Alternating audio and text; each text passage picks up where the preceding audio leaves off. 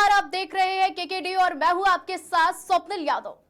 Break के बाद आप सभी का बहुत बहुत स्वागत है। मैं हूं रत्ना और हम आ चुके हैं आपको चुनाव से जुड़ी हर बड़ी अपडेट देने के लिए। तो जैसा कि आपने देखा कि लोकसभा 2024 के तीसरे चरण की शुरुआत हो चुकी है और ऐसे में 10 सीटों पर ताबड़तोड़ मतदान हो रहा है और ये मतदान सुबह से ही शुरू हो गया है और शाम के 6 बजे तक मतदान होना है और मतदान की प्रक्रिया लगातार जारी है। लेकिन इसी बीच कहीं ना कहीं झगड़े भी देखने को मिल रहे हैं, पुलिस की मारपीट और लाठीचार्ज भी देखने को मिल रहे हैं। अगर बात की जाए संभल मैनपुरी की तो ताबड़तोड़ मतदान हो रहा है। तो ऐसे में लोकसभा 2024 के तीसरे चरण का चुनाव काफी अहम माना जा रहा है। यादव लैंड पर लगातार जो चर्चाएं तेज थी और ये चर्चाएं तब और सुर्खियों में आई क्योंकि ये समाजवादी पार्टी का गढ़ मानी जाती है और ऐसे में समाजवादी पार्टी की ओर से पूरी तैयारी के साथ धरातल पर उतरना और तीसरे चरण में 10 सीटों पर अपना दमखम दिखाना, इसको लेकर आज तीसरे चरण का चुनाव हो रहा है। फैसला 4 जून को आएगा और मजा तभी आएगा, लेकिन मतदान के जो आंकड़े हैं वो कुछ और ही बता रहे हैं। जी हाँ, जिस तरीके से पिछले 2 मतदान हमने देखे कि काफी कम रहे, प्रतिशत उनका काफी कम रहा और ऐसे में कयास लगाए जा रहे हैं कि तीसरे चरण में क्या वही प्रतिशत देखने को मिलेगा, क्योंकि इस बीच जहां आज उत्तर प्रदेश की 10 सीटों पर लोकसभा चुनाव हो रहे हैं, वहीं पर सुबह से आपको बता दें 7 बजे से लेकर के मतदान हो रहे हैं और इस मतदान को लेकर के सरगर्मी तेज है।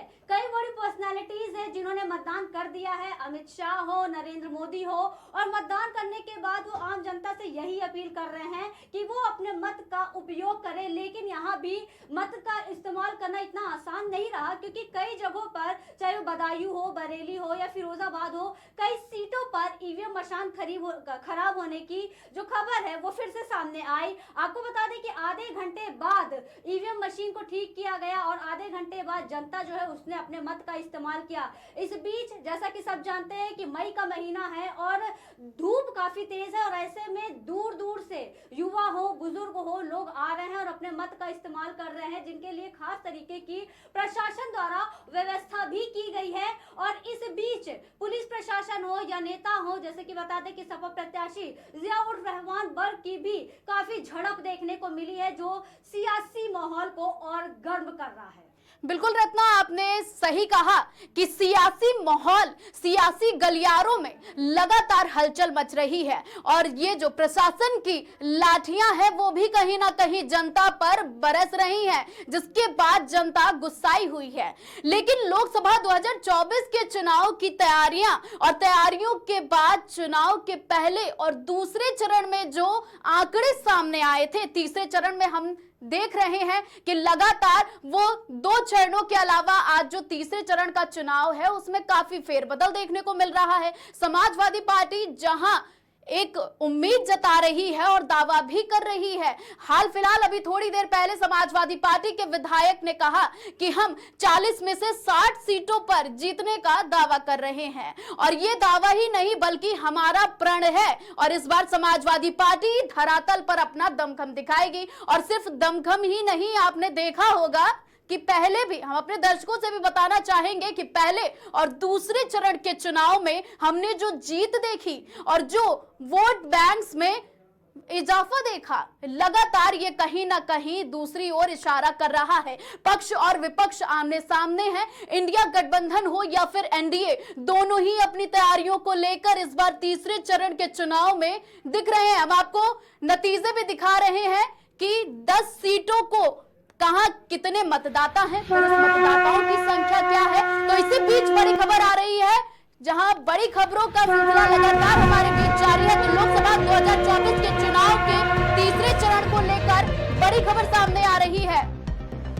आपको बता दें कि बड़ी खबर आ रही है, जहां लोकसभा 2024 के चुनाव में मैनपुरी की विधानसभा किशनी थाना बेबर क्षेत्र की मतदान केंद्र तेजगंज पर भाजपा और सपा कार्यकर्ता को लेकर दोनों आपस में भिड़े हैं। पैक्स अध्यक्ष प्रेम सिंह साक्य पर हमला बोला गया है।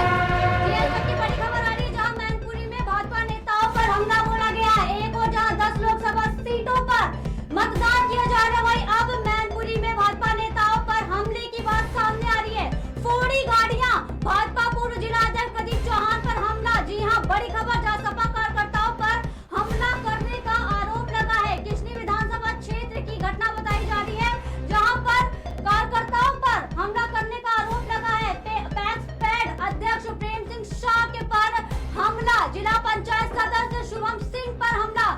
बड़ी खबर इस वक्त की मैनपुरी से पैक्स पे अध्यक्ष प्रेम सिंह शाह के पर हमला बोला गया है। किशनी विधानसभा क्षेत्र की बड़ी घटना।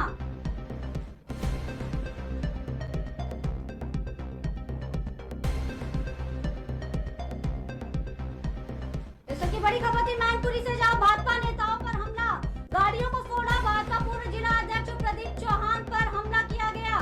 पैक्स पैड अध्यक्ष प्रेम सिंह शाह के पर हमला हुआ। जिला पंचायत सदस्य शुभम सिंह पर हमला, सपा कार्यकर्ताओं पर हमला करने का आरोप। किशनी विधानसभा क्षेत्र की घटना।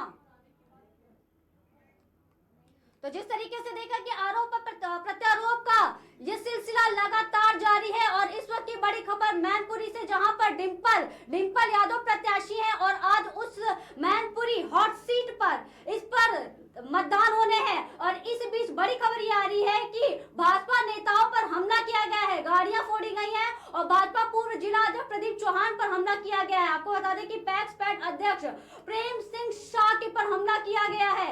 जिला पंचायत सदस्य शुभम सिंह पर भी हमला हुआ है। सपा कार्यकर्ताओं पर हमला करने का ये आरोप लगा है। जी तो बिल्कुल सही कह रहे हैं रत्ना, जहां भारतीय जनता पार्टी ने आरोप जताया है कि उन पर हमला हुआ, वहीं थोड़ी ही देर पहले हमारे पास खबर यह भी आई थी कि समाजवादी पार्टी के कुछ कार्यकर्ताओं ने, यहां तक कि जनता ने भी यह आरोप लगाए कि पुलिस ने उनके साथ मारपीट की है। फिलहाल लोकसभा 2024 के चुनाव का ये जो दमखम दिख रहा है धरातल पर, वो साफ तौर पर देख सकते हैं। लेकिन जो ये आरोप प्रत्यारोप है, ये हर चुनाव में लगते आते हैं, फिर वो चाहे समाजवादी पार्टी हो, कांग्रेस हो, भारतीय जनता पार्टी हो। लगातार हर चुनाव में हमने देखा है कि पक्ष और विपक्ष आमने सामने आकर एक दूसरे पर आरोप लगाते हैं कि हमारे कार्यकर्ताओं और पार्टी के नेताओं के साथ मारपीट हुई है। कहीं विपक्ष ये आरोप लगाता है कि हमारे कार्यकर्ताओं और पार्टी के नेताओं के साथ मारपीट हुई है। लेकिन इस बात को किनारे रखते हुए हम अभी बात करते हैं 10 सीटों की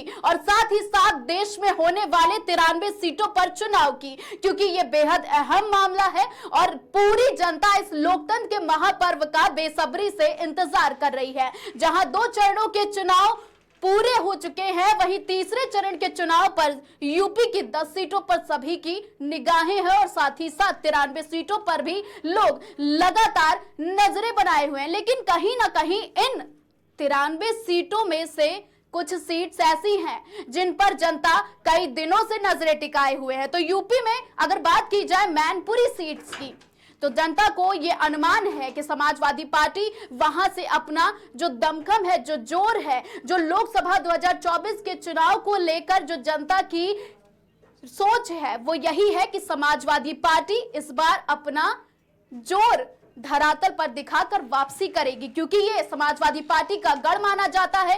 और पश्चिमी यूपी में, यानी कि पश्चिमी उत्तर प्रदेश की अगर बात की जाए, तो दर्शकों को हम बताना चाहेंगे कि समाजवादी पार्टी का गढ़ सिर्फ अभी नहीं, 20 साल और 25 साल थे। पूर्व रह चुके हमारे पूर्व मुख्यमंत्री अखिलेश यादव के नाम से इस क्षेत्र को जाना जाता है। खासकर जब प्रधानमंत्री रहे अखिलेश यादव, तो उन्होंने जब मुख्यमंत्री के पद को सुशोभित किया, तो अखिलेश यादव की ये जो यादव लैंड की सीटें थी, इन पर कुछ ना कुछ अलग ही प्रहार देखने को मिला। लेकिन इसी बीच बड़ी खबर सामने आ रही है, जहां संभल लोकसभा के अंतर्गत आने वाले कुदरती, बिलारी, चौबीसी, संभल एवं असमौली समेत सभी विधानसभा क्षेत्रों पर पुलिस द्वारा मतदाताओं को पीटा और धमकाया जा रहा है। तो इस वक्त की बड़ी खबर आ रही है, जहां पुलिस द्वारा मतदाताओं को धमकाया जा रहा है, अनावश्यक रूप से वोटर पर्चियों की फायरिंग कर रहे हैं। आपको बता दें कि अनावश्यक रूप से वोटर पर्ची की चेकिंग करके मतदाताओं को परेशान करके मतदान को प्रभावित किया जा रहा है। लगातार ये बड़ी खबर है, जहां पर एक बार फिर से पुलिस द्वारा मतदाताओं को पीटा और धमकाया जा रहा है। अनावश्यक रूप से वोटरों की पर्ची की चेकिंग की जा रही है, जहां एक तरफ चुनाव आयोग की तरफ से ये कहा जा रहा था कि मतदान एकदम निष्पक्ष होगा, लेकिन तीसरे चरण में ये लगातार कहा जा रहा है कि मतदान निष्पक्ष नहीं हो रहा है। फिर वो चाहे पक्ष हो या फिर विपक्ष, लगातार आरोप पे आरोप लग रहे हैं। कभी भारतीय जनता पार्टी तो कभी समाजवादी पार्टी लगातार आरोप लगा रहे हैं। तो इसी बीच बड़ी इसी बीच बड़ी खबर आ रही है जहां पुलिस द्वारा मतदाताओं को पीटा और धमकाया जा रहा है। मतदाताओं का कहना है कि अनावश्यक रूप से पर्ची की चेकिंग भी की जा रही है। तो बड़ा आरोप लगा है जहां पुलिस द्वारा मतदाताओं को पीटा और धमकाया जा रहा है। तो अब चुनाव आयोग इस तीसरे चरण के चुनाव में जो मतभेद हो रहा है उसको लेकर क्या कुछ नियम बनाएगा, क्योंकि चुनाव आयोग की तरफ से लगातार नियम पर नियम बनाए जा रहे थे। अब मतदाताओं को परेशान करके मतदान को प्रभावित किया जा रहा है। आखिर इस पर पक्ष और विपक्ष किस तरह से आमने सामने आएगा, क्योंकि तीसरे चरण के चुनाव में ये ऐसी खबरें लगातार चली आ रही हैं। जहां पहले चरण के चुनाव में भी कई तरह की प्रतिक्रियाएं सामने आई थी, दूसरे चरण के चुनाव में भी पक्ष और विपक्ष ने आरोप लगाया था। तो आज तीसरे चरण के चुनाव में भी कहीं ना कहीं मतदाताओं को परेशान करने की लगातार खबरें हम अपने दर्शकों तक पहुंचा रहे हैं।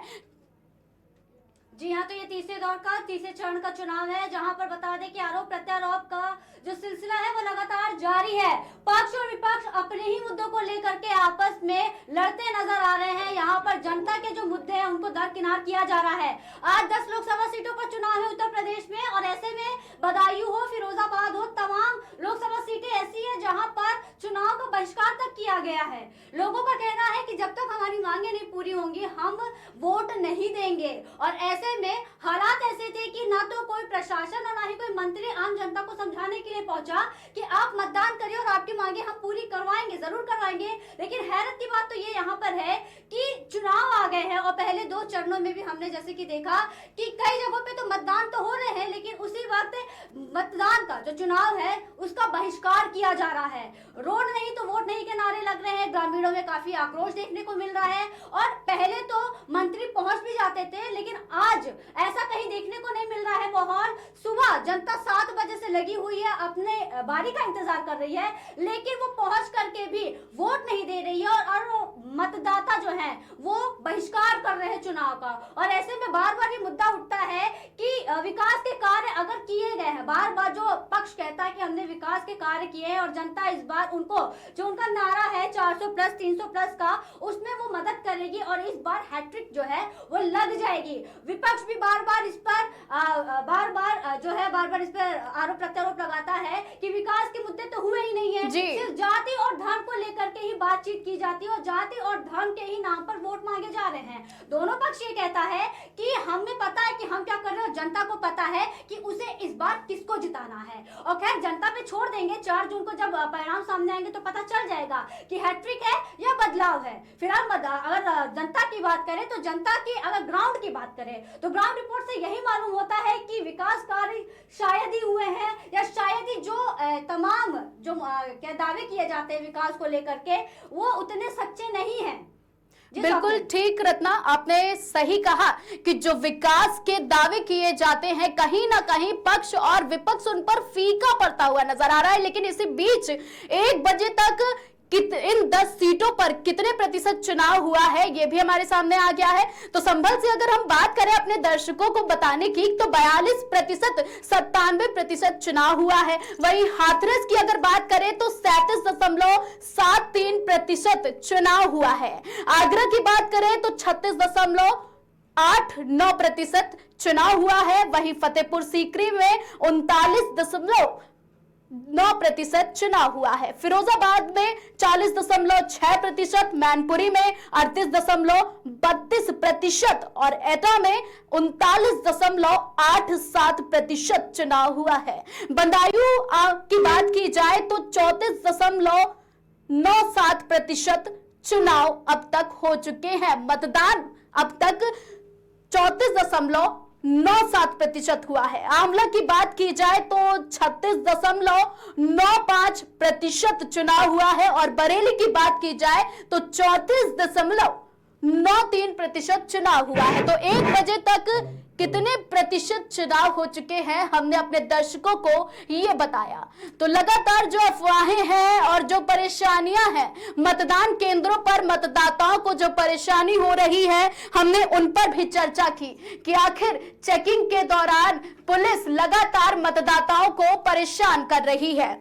लेकिन जो आरोप प्रत्यारोप है पक्ष और विपक्ष के वो लगातार लगते आ रहे हैं। एक तरफ जहां एनडीए यह आरोप लगा रहा है कि इंडिया एलायंस के कार्यकर्ताओं द्वारा भड़काया जा रहा है, मतदान केंद्रों पे जा जाकर लोगों की पर्चियां फाड़ी जा रही हैं, चेकिंग की जा रही है, ईवीएम मशीन में यहां तक कि गड़बड़ी की बात कही जा रही है। तो पहले चरण का चुनाव हो या फिर दूसरे चरण का चुनाव, और बात की जाए अब तीसरे चरण का आज चुनाव है, और ऐसे में लगातार ये खबरें सुबह से हम अपने दर्शकों को दिखा रहे हैं, लेकिन स्क्रीन पर हम ये भी दिखा रहे हैं कि कहां से कितने प्रतिशत सियासी समीकरण है। अगर बात की जाए सियासी समीकरण और जाति समीकरण, तो दोनों ही अपने आप में बेहद अहम माने जाते हैं। यूपी की 10 सीटों के अगर सियासी समीकरण की बात की जाए तो समाजवादी पार्टी का गढ़ कही जाने वाली पश्चिमी उत्तर प्रदेश की ये सीटें बेहद खास और अहम मानी जाती हैं।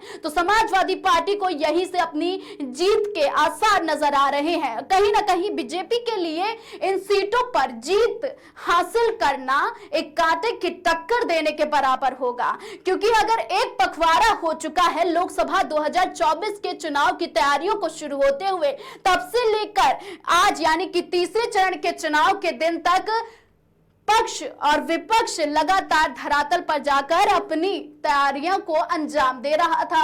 अगर बात की जाए यूपी की अन्य सीटों की या प्रदेश की अन्य सीटों की और पूरे देश की अन्य सीटों की, तो लगातार उन पर भी तैयारियां तेज हैं, और ये तैयारियां लोकसभा 2024 के चुनाव में यानी कि लोकसभा के महापर्व में ये जीत हासिल करने की कहीं ना कहीं एक टेक्निक हो सकती है, और ये टेक्निक सभी दल अपना रहे हैं, फिर वो चाहे एनडीए हो या फिर इंडिया एयरलाइंस। ये सभी दल अपनी तैयारियों में जुटे हुए हैं, और ये तैयारियां हमें तीसरे चरण के चुनाव में साफ तौर पर दिख रही हैं। 93 सीटों पर जो चुनाव हो रहा है, अगर हम यूपी से हटकर बात करें मध्य प्रदेश की या महाराष्ट्र की, तो अब तक महाराष्ट्र और यूपी, मध्य प्रदेश, इन सब में ताबड़तोड़ मतदान चल रहा है। लेकिन कहीं ना कहीं हर जगह से ये खबरें आ रही हैं कि इन सीटों पर यानी कि मध्य प्रदेश, महाराष्ट्र और अन्य जगहों की हम बात करें, कर्नाटका, पश्चिम बंगाल, इन सभी जगहों पे मतदान तेजी से हो रहा है।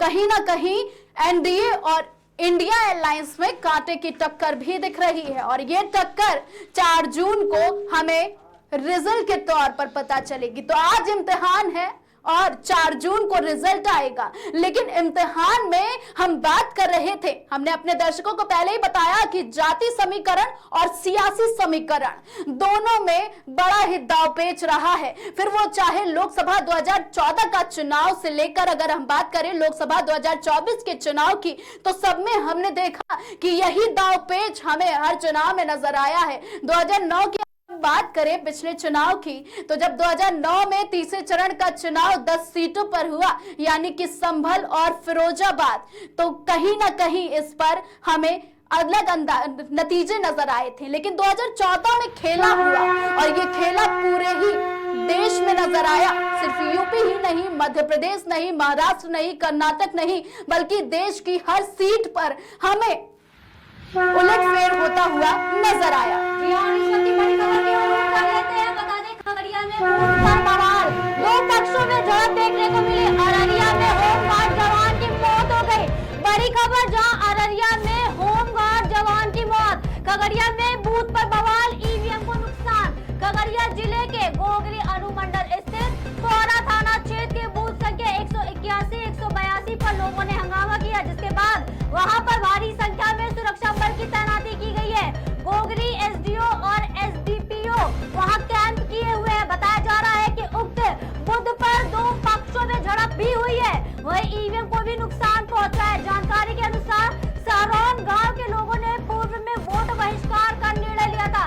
ये बड़ी खबर आपको बता रहे हैं, जहां पर अररिया में एक जवान की मौत हो गई है। खगड़िया में बूथ पर बवाल हुआ है। खगड़िया में बूथ पर बवाल, जहां 2 पक्षों में झड़प देखने को मिली, और अररिया में होमगार्ड जवान की इस झड़प में मौत हो गई। खगड़िया में बूथ पर बवाल, ईवीएम को भी नुकसान हुआ।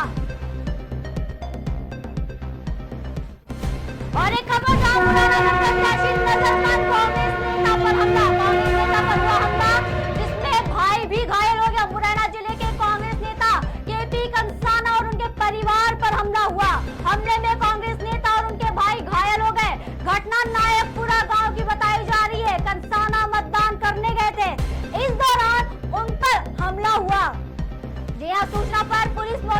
पहुंची है। ये बड़ी खबर, जहां कांग्रेस नेता पर हमला, भाई भी हुए घायल। मुरैना जिले के कांग्रेस नेता केपी कंसाना और उनके परिवार पर हमले में कांग्रेस नेता और उनके भाई घायल हो गए। घटना नायकपुरा गांव की बताई जा रही है।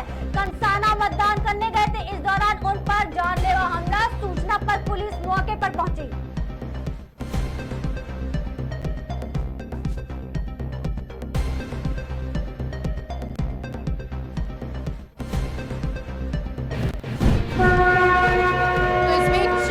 खबर आ रही है, जहां बड़ी खबर है कि सुप्रीम कोर्ट में केजरीवाल की याचिका पर सुनवाई हुई है। आपको बता दें कि बड़ी खबर इस वक्त आ रही है, जहां केजरीवाल की याचिका पर सुनवाई हुई है। वहीं सुप्रीम कोर्ट ने कहा है कि केजरीवाल सीएम है, ये चुनाव का बड़ा नतीजा है और सुप्रीम कोर्ट में केजरीवाल की याचिका पर आज बड़ी सुनवाई हुई है।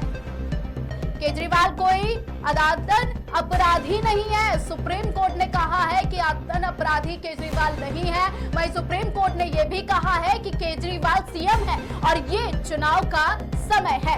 तो बड़ी खबर इस वक्त की आ रही है, जहां सुप्रीम कोर्ट ने केजरीवाल के लिए एक बड़ी राहत दी है।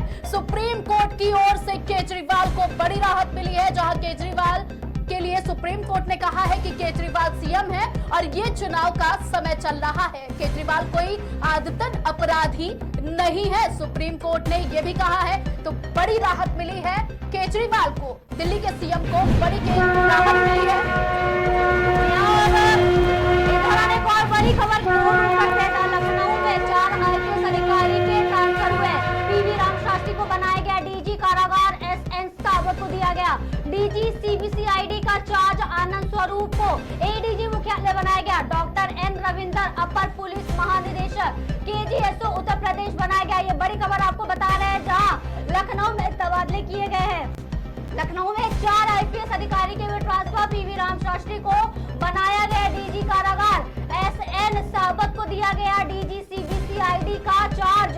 वहीं आपको बता दें कि आनंद स्वरूप को ADG मुख्यालय बनाया गया। डॉक्टर N रविंदर अपर पुलिस महानिदेशक KGSO उत्तर प्रदेश बनाया गया। ये बड़ी खबर।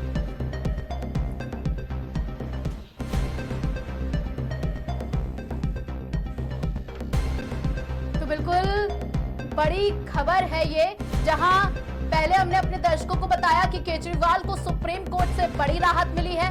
वहीं लखनऊ में 4 IPS अधिकारी के ट्रांसफर हुए हैं। और अगर बात करें हम लोकसभा 2024 के चुनाव के तीसरे चरण की, तो बेहद ही खास नजर आ रहा है ये तीसरे चरण का चुनाव। तो हम बात कर रहे थे इतिहास की, सियासी समीकरण और जाति समीकरण की।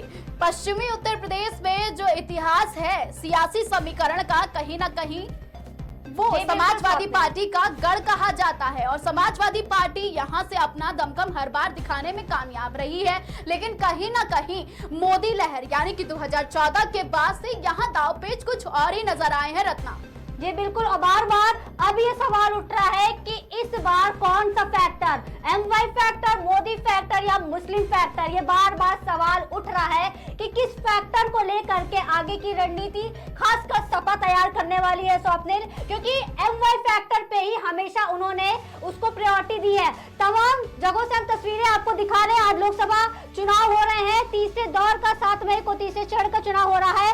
आगरा, एटा, फिरोजाबाद, बदायूं, बरेली, अयोध्या, माफ करिएगा, आंवला, फतेहपुर सीकरी, मैनपुरी, हाथरस और संभल, हम आपको 10 लोकसभा सीटों की तस्वीरें दिखा रहे हैं। पोलिंग बूथों पर जिस तरीके से भारी भीड़ लगी हुई है, वहां पर आप देख सकते हैं कि मतदाता काफी उत्साह के साथ अपने मत का इस्तेमाल कर रहे हैं। हर जगह से, हर लोकसभा सीट से उत्तर प्रदेश की 10 लोकसभा सीटों की तस्वीरें हमारी स्क्रीन पर आप देख सकते हैं। तो बिल्कुल सही कहा रत्ना आपने कि 10 सीटों पर यूपी में चुनाव हो रहा है और यही 10 सीटें बेहद खास और अहम मानी जाती हैं। हम दर्शकों को सीधे तस्वीरें दिखा रहे हैं, तो स्क्रीन पर देख सकते हैं कि आगरा में किस तरह से चुनाव हो रहा है। वहीं एटा की अगर हम बात करें तो लगातार बूथों पर मतदाताओं का आवागमन जारी है।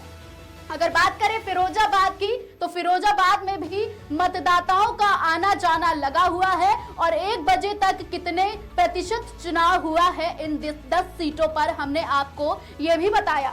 जी हाँ, आप देख सकते हैं हाथरस में किस तरीके की तस्वीरें हम दिखा रहे हैं आपको। हाथरस में भी काफी भीड़ है, लोग मतदान कर रहे हैं, लेकिन हाथरस लोकसभा क्षेत्र के अकराबाद के गांव धनपुर में ग्रामीणों द्वारा चुनाव बहिष्कार भी किया गया था, जिसको लेकर के एडीएम सिटी पहुंचे हैं लोगों को समझाने के लिए। आपको बता दें कि गगीरी के गाँव बगोसा में काली नदी पर पुल की मांग को लेकर मतदान का हाथरस में विरोध किया गया था। आपको बता दें कि सुबह के कुछ घंटे तक 7 बजे से मतदान शुरू हुए और करीब 10 बजे तक एक भी वोट नहीं दिए गए थे। पुलिस के काफी समझाइश के बाद प्रधानपति ने 2.5 घंटे बाद वोट डाला और आपको बता दें कि करीब 12 से 1 बजे के बाद करीब सिर्फ 10 ही वोट पड़ पाए हैं और गांव के लोगों ने वोट डालने से साफ साफ मना किया है। उनकी मांग है पुल को लेकर के कि वो पुल बने और वो मांग उनकी पूरी नहीं है। ऐसी खबरें तमाम जगहों से आ रही है, जहां पर बता दें बदायूं फिरोजाबाद में भी ग्रामीण रोड नहीं तो वोट नहीं के नारे लगा रहे हैं और उन्होंने साफ साफ कहा है कि हम चुनाव का बहिष्कार कर रहे हैं क्योंकि उनकी मांगे जो है वो पूरी नहीं की गई है। वहीं इगलास विधानसभा क्षेत्र की बात हमने की थी, जहां गांव नगलावीरा में सड़क नहीं बनने पर ग्रामीण चुनाव बहिष्कार कर धरने पर बैठ गए थे। बता दें कि इगलास एसडीएम और सीओ पुलिस फोर्स के साथ मौके पर पहुंचे थे और धरने पर बैठे ग्रामीणों को समझाने में जुट गए थे, लेकिन स्वप्निल फिर वही सवाल घूम कर आता है बार बार कि जब विकास के कार्य नहीं हुए हैं तो सरकार कैसे विकास के कार्यों को लेकर के किस बेसिस पे वो जनता से वोट मांग रही है और 400 का नारा इतने कॉन्फिडेंस के साथ वो लगा रही है। बिल्कुल सही कह रही है आपकी सरकार 400 पार का नारा लगा रही है और किस आधार पर ये 400 पार का नारा लग रहा है, क्योंकि बीते दिनों की अगर हम बात करें तो हमने एटा में देखा कि लोगों ने काफी विद्रोह किया, यहाँ तक कि बैनर पोस्टर तक लगाए। खारे पानी से परेशान एटा की जनता अब बदलाव चाह रही है, ऐसा एटा की जनता का कहना है। लेकिन फिर हम सीधे तस्वीरें आपको अपनी स्क्रीन पर दिखा रहे हैं आगरा, एटा, फिरोजाबाद, बदायूं, बरेली, आंवला, फतेहपुर सीकरी, मैनपुरी, हाथरस और संभल से कि किस तरह से मतदाताओं का आना जाना जारी है। लगातार बूथों पर मतदाताएं अपने मत का अधिकार जताने के लिए आ रहे हैं और इस बार किसे जताएगी ये पश्चिमी उत्तर प्रदेश की सीट पर ये जनता, ये तो 4 जून को पता चलेगा। लेकिन 4 जून को रिजल्ट आने से पहले हम आपको आज तीसरे चरण के चुनाव की ओर ले चल रहे हैं और सीधे स्क्रीन पर दिखा रहे हैं 10 सीटों पर किस तरह से मतदाता अपने मताधिकार का इस्तेमाल कर रहे हैं। लगातार खबरें तो आ ही रही हैं कि संभल, हाथरस पे लोग परेशान हैं, पुलिस की लापरवाही भी सामने देखने को मिल रही है। कहीं ना कहीं चुनाव आयोग की ओर से बनाए गए नियम भी विफल साबित हो रहे हैं, क्योंकि ये नियम लगातार तब विफल साबित हुए जब हमारे पास खबरें आई कि मतदाताओं के ऊपर पुलिस द्वारा लाठीचार्ज किया गया है, उन्हें घायल किया गया है। लेकिन फिर हम आपको बता रहे हैं यहाँ के सियासी समीकरण और जाति समीकरण तो आप स्क्रीन पर देख रहे हैं हाथरस से कौन कौन यहाँ पर प्रत्याशी हैं। तो हाथरस के कुल मतदाताओं की संख्या क्या है, महिला और पुरुष मतदाताओं की संख्या क्या है। जी आप हमारी स्क्रीन पर देख सकते हैं कि हाथरस में कुल मतदाताओं की संख्या आप देख सकते हैं 18,64,320 कुल मतदाता है, जिनमें से अगर पुरुषों की बात करें तो 10 लाख, आपको बता दें 10,09,746 सिर्फ मतदाता जो है वो पुरुष ही हैं। वही महिलाओं की बात कर ले तो कुल 8 लाख के करीब उनका है। वही इस वक्त की बड़ी खबर की ओर रुख करते हुए बड़ी खबर आ रही है, जहां पर आपको बता दें कि आगरा से बड़ी खबर, हर सवाल का मिलेगा जवाब। जब सियासी मुद्दे उठाएंगे हम, होगा असली घमासान। जब साथ बैठकर करेंगे मुद्दे की चर्चा हम। देखिए मुद्दे की चर्चा सोमवार से शुक्रवार शाम 6 बजे सिर्फ और सिर्फ केकेडी न्यूज।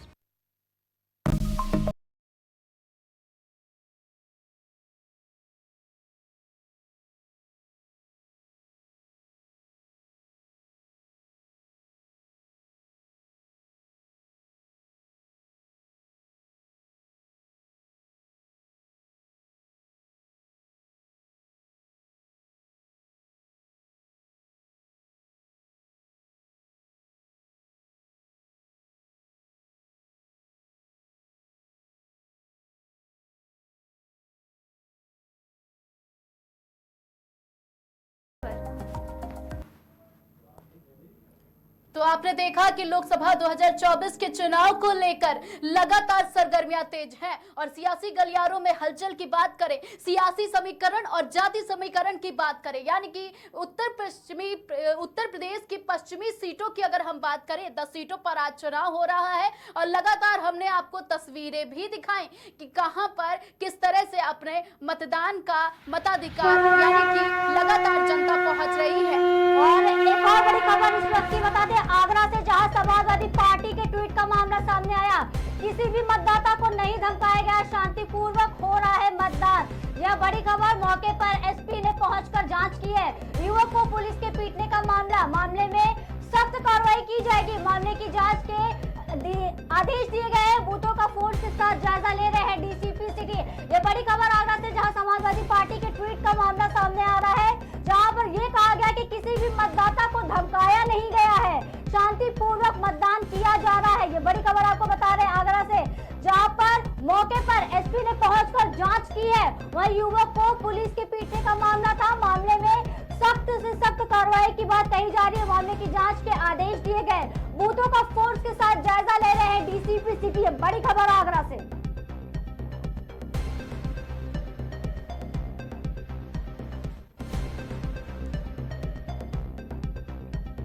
तो ये बड़ी खबर थी आगरा से, जहां समाजवादी पार्टी के ट्वीट का मामला आया है, जहां पर किसी भी मतदाता को नहीं धमकाने की बात कही गई, शांतिपूर्वक मतदान हो रहे हैं और मौके पर एसपी ने पहुंचकर इसकी जांच की है।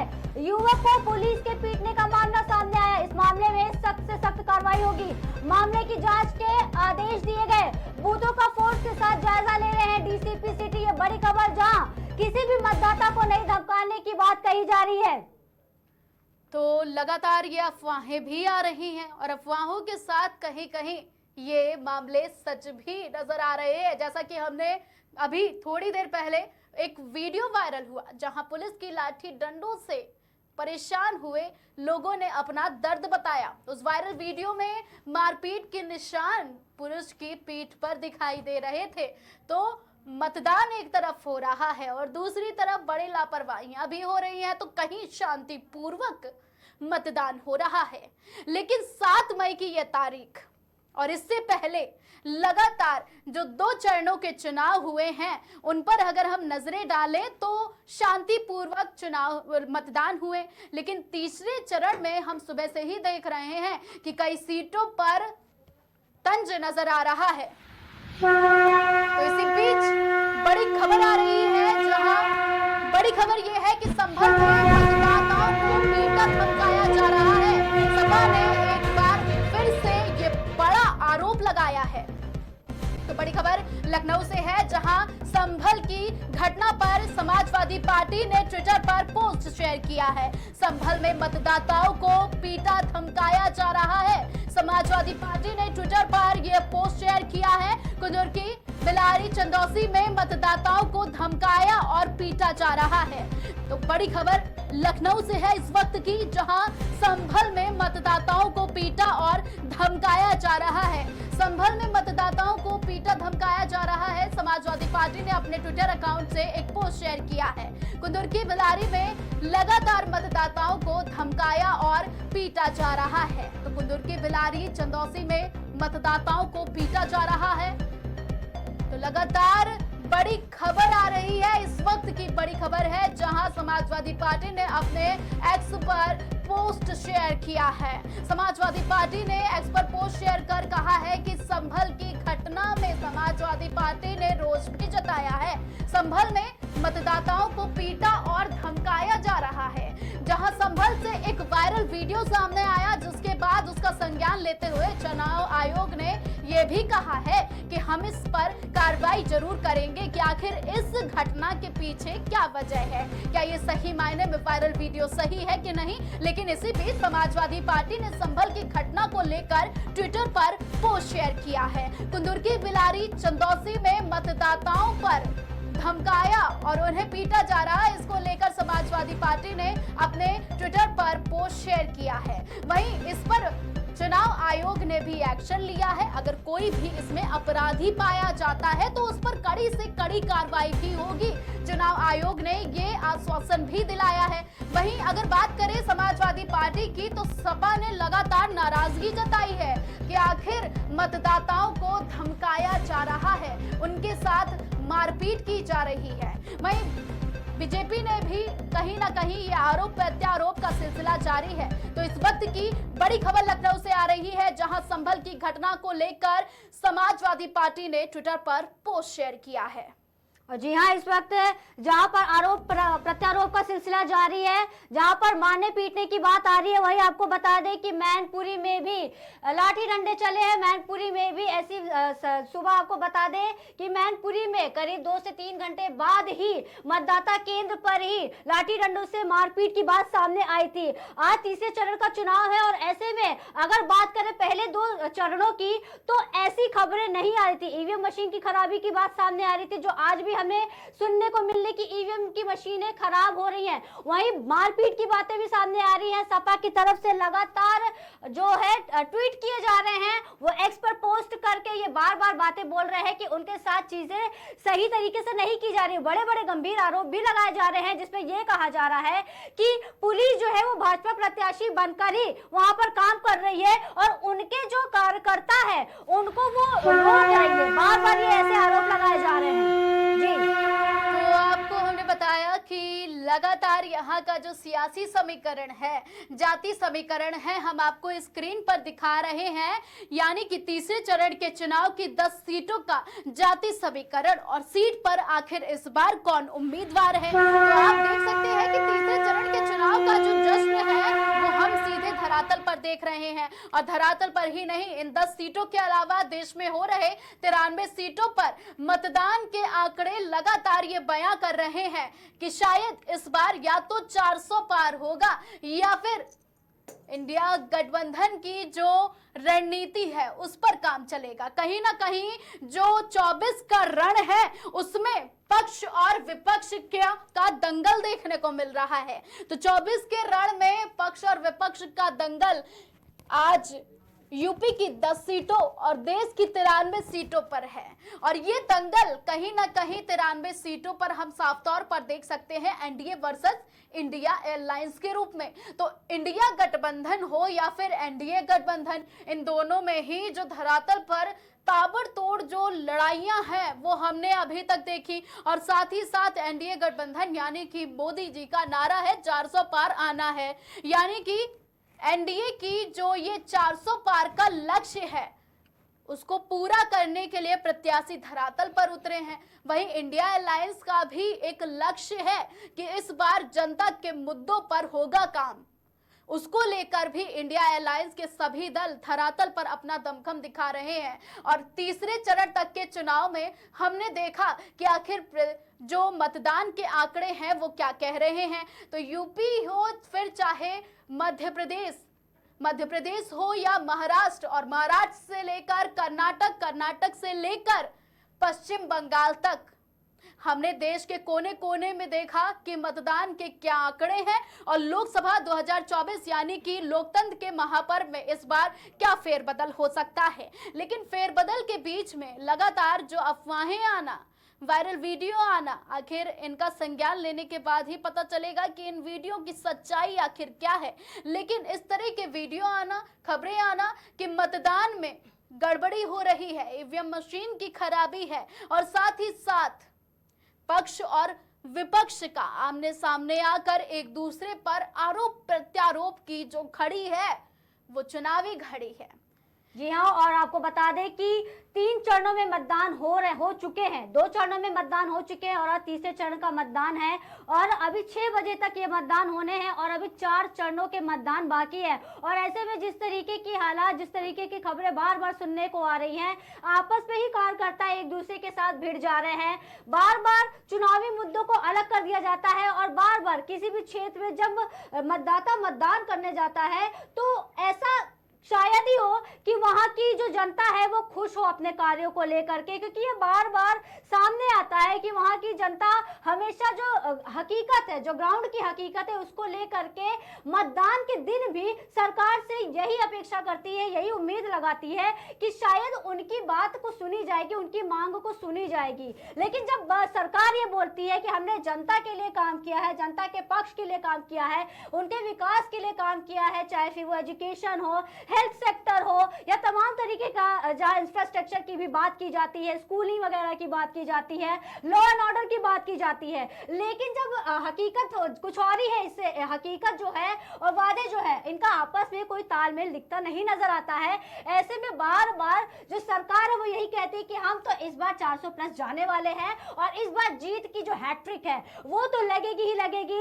विपक्ष चाहे जितना गठबंधन कर ले, विपक्ष चाहे कितनों को प्रदेश अध्यक्ष बना दे, या जो बार बार लास्ट मोमेंट पे खासकर जब सपा में टिकट कटते हैं, इसको भी लेकर के सरकार बार बार ये कहती है कि उनके अंदर की जो बात है, जो कंफ्यूजन है वो खुद दूर तो कर नहीं पा रहे हैं, वो जनता की मुद्दे क्या ही दूर कर पाएंगे, क्योंकि उन्हें नहीं पता कि उनकी अपनी पार्टी से क्या चाहिए। फिलहाल रुकते हैं, एक ब्रेकिंग की ओर रुक करते हैं।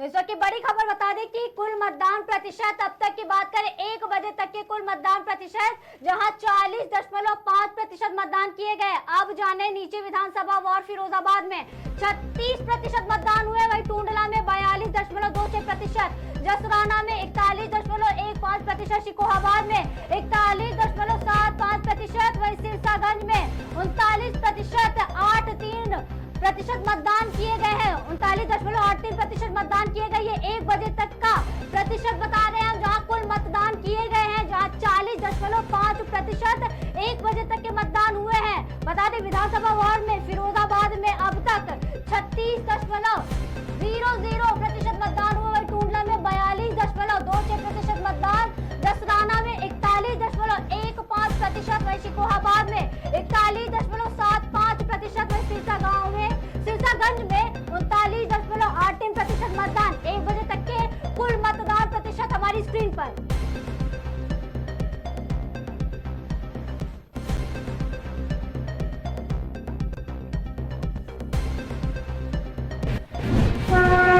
तो इस वक्त की एक बड़ी खबर आ रही है, जहां तीसरे चरण के चुनाव में अब तक हमने देखा कि 1 बजे तक कितने प्रतिशत वोटिंग हुई। तो तीसरे चरण के चुनाव में दोपहर 1 बजे तक 39.92% वोटिंग हुई। वहीं दादरा और नगर हवेली और दमन और दीव में 39.94% मतदान हुआ। तीसरे चरण के मतदान के लिए दोपहर 1 बजे तक 39% मतदान हुआ। दादरा और नगर हवेली जैसे कई सीटों पर 39.94% मतदान हुआ। तो तीसरे चरण के लोकसभा 2024 के चुनाव के 1 बजे तक कितने प्रतिशत मतदान हुआ हमने आपको बताया। तो 1 बजे तक 39.92% मतदान हुए हैं। वही दादरा और नगर हवेली, दमन और दीव में 39.94% मतदान हुआ है। असम की अगर हम बात करें, वहीं दमन, दीव और गोवा में 49.04% मतदान हुआ है। गुजरात में 37.83% मतदान हुआ है। कर्नाटक में 41.59% मतदान हुआ है। मध्य प्रदेश में 44.67% मतदान हुआ है। महाराष्ट्र में 31.55% मतदान हुआ है। वहीं अगर हम यूपी यानी कि उत्तर प्रदेश की बात करें तो 38.12% और पश्चिम बंगाल में 49.27% मतदान हुआ है।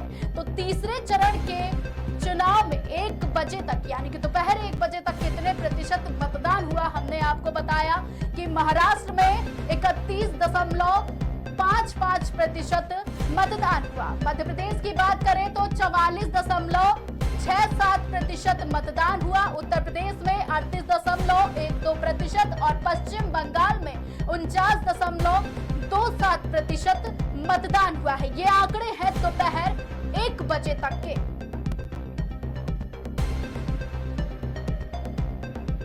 यहाँ तो ये बड़ी खबर थी, जहाँ तीसरे चरण के लिए दोपहर 1 बजे तक के प्रतिशत के बारे में हमने आपको बताया।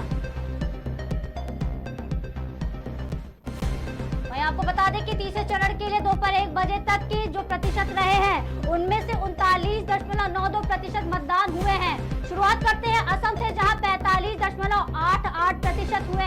वहीं बिहार में 36.69%, छत्तीसगढ़ में 46.14%, दादरा और नगर हवेली और दमन और दीव में 39.94% हुए। वहीं गोवा में बता दें कि 49.04%, गुजरात की बात कर लेते हैं तो 37.83%, वही कर्नाटक में 41.59%, मध्य प्रदेश में 54.67%, वही महाराष्ट्र की बात कर लेते हैं 31.52%, वही मध्य प्रदेश में 44.67% किए गए, उत्तर प्रदेश में 38.12%, पश्चिम बंगाल में आपको बता दें 49.27% मतदान किए गए हैं। 1 बजे तक की किन किन जगहों पर कितने प्रतिशत मतदान हुआ है,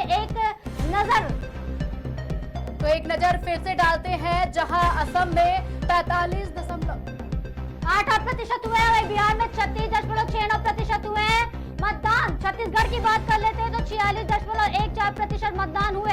दादरा और नगर हवेली दामन में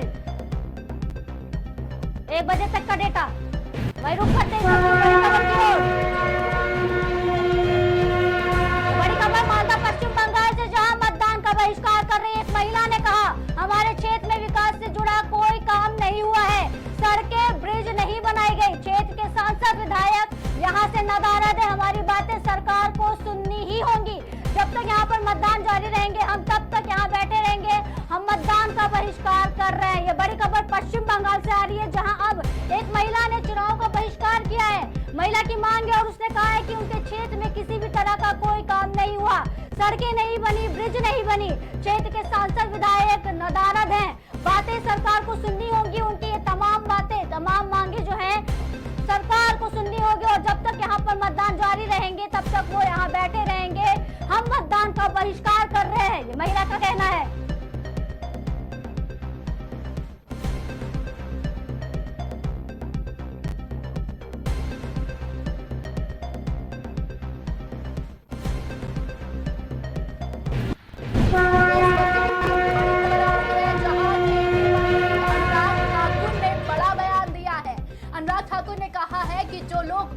जिहाद के नारे लगा रहे हैं उनका समर्थन पाकिस्तान जैसा है। तो वोट जिहाद के नारे लगाए जा रहे हैं, इसको लेकर अनुराग ठाकुर ने बड़ा बयान दिया है, उनका समर्थन पाकिस्तान कर रहा है।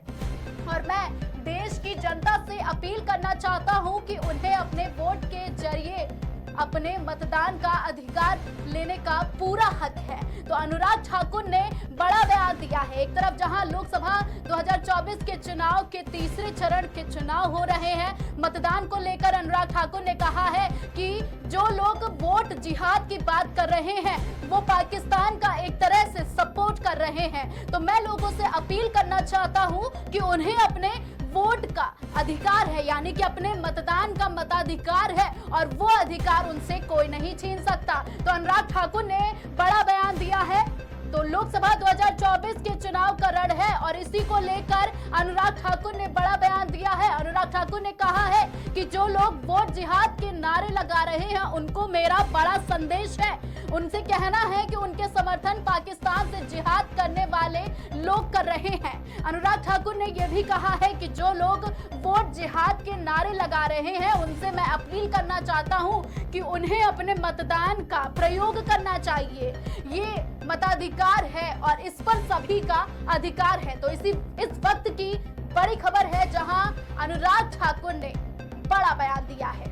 अनुराग ठाकुर ने कहा है कि उनके समर्थन यानी कि जो वोट जिहाद के नारे लगा रहे हैं पाकिस्तान उनका समर्थन कर रहा है।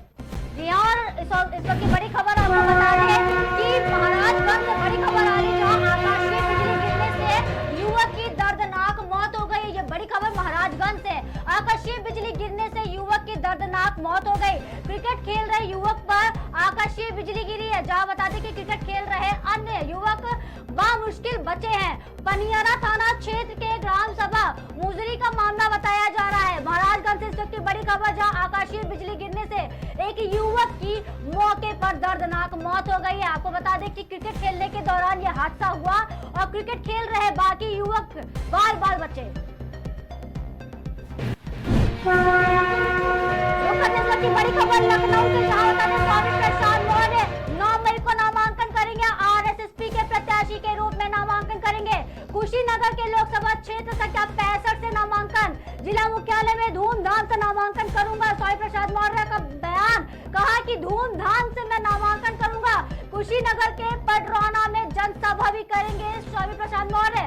लखनऊ से बड़ी खबर, जहां स्वामी प्रसाद मौर्य अब 9 मई को अपना नामांकन करेंगे। आरएसएस के प्रत्याशी के रूप में अपना नामांकन करेंगे। आपको बता दें कि कुशीनगर के लोकसभा क्षेत्र संख्या 65 से नामांकन करेंगे।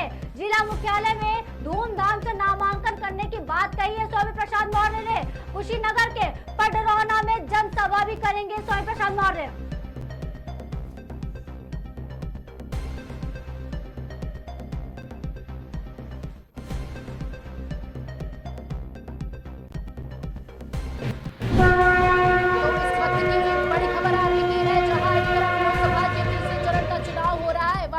जसवंत नगर में बूथ संख्या 155 पर पीठासीन अधिकारी द्वारा धीमी गति से मतदान वोटिंग को प्रभावित किया जा रहा है। समाजवादी पार्टी की तरफ से बड़ा आरोप लगाया जा रहा है, जहां समाजवादी पार्टी ने लोकसभा 2024 के तीसरे चरण में होने वाले चुनाव को लेकर अधिकारियों पर धीमी गति से मतदान कराने के, वोटिंग कराने के आरोप लगाए हैं और उससे समाजवादी पार्टी ने कहा है कि वोटिंग भी प्रभावित हो रही है। तो समाजवादी पार्टी की ओर से बड़ा आरोप लगाया गया है। तो इस वक्त की बड़ी खबर है, जहां सपा ने बड़ा आरोप लगाया है। सपा ने आरोप लगाया है कि अधिकारियों द्वारा धीमी गति से मतदान कराया जा रहा है, जिससे वोटिंग प्रभावित हो रही है। कहीं ना कहीं जनता समस्याओं का सामना कर रही है। पोलिंग बूथ पर जाकर जनता को समस्या हो रही है। समाजवादी पार्टी लगातार लोगों पर आरोप लगा रही है। चुनाव आयोग से समाजवादी पार्टी ने अभी थोड़ी देर पहले अपील की थी, ट्वीट कर चुनाव आयोग को इन समस्याओं का संज्ञान लेने के लिए कहा था, कार्रवाई करने के लिए कहा था। वहीं समाजवादी पार्टी ने अब एक और बड़ा आरोप लगाया है, जहां समाजवादी पार्टी ने कहा है कि अधिकारियों द्वारा धीमी गति से मतदान कराया जा रहा है, जिससे वोटिंग प्रभावित हो रही है। कहीं ना कहीं वोट बैंक पर भी इस बड़ी लापरवाही का असर देखने को मिल सकता है। तो सपा की ओर से लगातार बड़े आरोप लगाए जा रहे हैं। जहां थोड़ी देर पहले समाजवादी पार्टी ने संभल की घटना को लेकर ट्विटर पर पोस्ट किया था, वहीं समाजवादी पार्टी ने एक बार फिर से बड़ा आरोप लगाया है। समाजवादी पार्टी ने कहा है कि अधिकारियों द्वारा धीमी गति से मतदान कराया जा रहा है, जिससे वोटिंग प्रभावित हो रही है और कहीं ना कहीं जनता को ऐसी भीषण गर्मी में समस्याओं का सामना करना पड़ रहा है। तो लगातार समाजवादी पार्टी आरोप लगा रही है। जहां पहले संभल की घटना को लेकर समाजवादी पार्टी ने आरोप लगाया था कि जनता को धमकाया और पीटा जा रहा है, जिसका संज्ञान चुनाव आयोग ने लिया था और आश्वासन भी दिया था कि मामले की तह तक जाएंगे और उसका नतीजा भी सबके सामने होगा। लेकिन एक बार फिर से समाजवादी पार्टी ने आरोप लगाया है और कहा है कि अधिकारियों द्वारा धीमी गति से मतदान कराया जा रहा है, जिससे कहीं ना कहीं वोटिंग प्रभावित हो रही है और इससे वोट बैंक पर भी असर देखने को मिलेगा। हम निष्पक्ष और सही तरीके से मतदान चाहते हैं। तो समाजवादी पार्टी ने बड़ी मांग की है। समाजवादी पार्टी ने चुनाव आयोग से भी अपील की है कि फिलहाल इन सभी घटनाओं का संज्ञान ले। समाजवादी पार्टी ने बड़े आरोप भी लगाए हैं। अधिकारियों द्वारा ये आरोप लगाया गया है समाजवादी पार्टी की ओर से कि अधिकारियों द्वारा मतदान की गति को धीमा कराया जा रहा है, जिससे कहीं ना कहीं वोटिंग पर इसका असर देखने को मिल रहा है। तो समाजवादी पार्टी की ओर से लगातार आरोप पर आरोप लगाए जा रहे हैं कि आखिर ये आरोपों की सच्चाई क्या है। इसको लेकर चुनाव आयोग भी अब एक्शन मोड में नजर आ रहा है। तो लगातार जो आरोप प्रत्यारोप की घड़ी थी वो तो हमने देखी कि समाजवादी पार्टी ने थोड़ी ही देर पहले ट्विटर पर एक पोस्ट शेयर किया, जिसमें समाजवादी पार्टी ने कहा कि संभल में लोगों को डराया और धमकाया जा रहा है। वहीं थोड़ी देर बाद मैनपुरी लोकसभा सीट को लेकर भी समाजवादी पार्टी का एक बड़ा बयान सामने आया, जहां समाजवादी पार्टी ने कहा कि अधिकारी द्वारा धीमी गति से मतदान कराया जा रहा है। जी हाँ स्वप्निल, बिल्कुल। और तमाम तरीके का आरोप प्रत्यारोप लग रहा है, बार बार सपा की तरफ से बार बार एलिगेशंस लगाए जा रहे हैं कि उनके कार्यकर्ताओं को रोका जा रहा है। फिलहाल हम यहाँ रुकते हैं और अखिलेश यादव अकबरपुर से लाइव है, देखिए जरा।